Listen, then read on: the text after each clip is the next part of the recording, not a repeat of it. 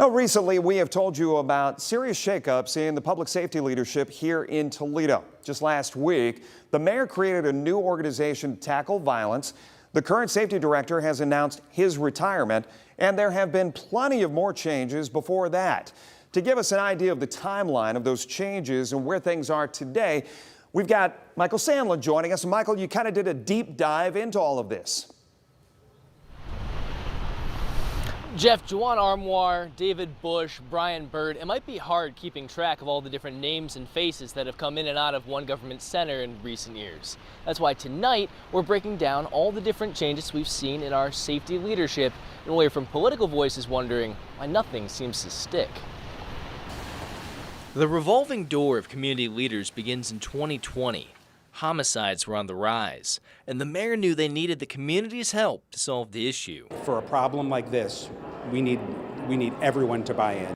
Enter Juwan Armoire, a Toledo native and former D1 athlete, recruited by the city at the start of 2021 to kickstart the mayor's initiative to end gun violence. Armoire's policy was to try to prevent crime before it could ever happen through outreach, using the city's team of newly minted violence interrupters to enter neighborhoods and work with the public, especially focusing on kids and teens. The goal is to create mindsets for optimism and positivity and, creating healthy young people so they can in turn be positive adults. Early data was positive.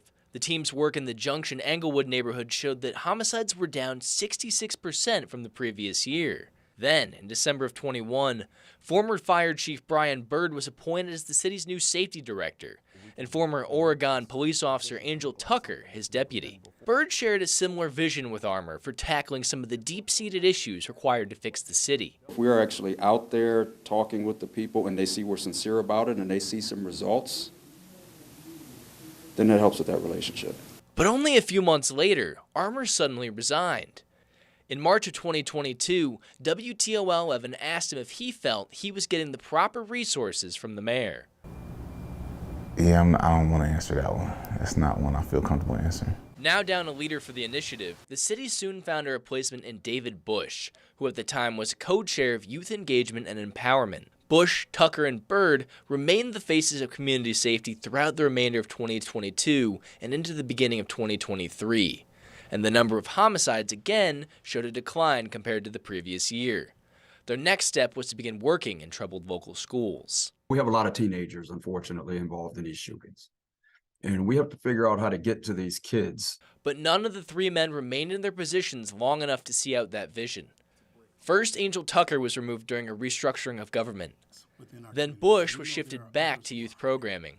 And just this month, the mayor announced an entirely new organization, the Mayor's Office of Neighborhood Safety and Engagement, giving political newcomer Malcolm Cunningham full control of the violence interrupters and community safety operations, relieving Brian Byrd of those duties.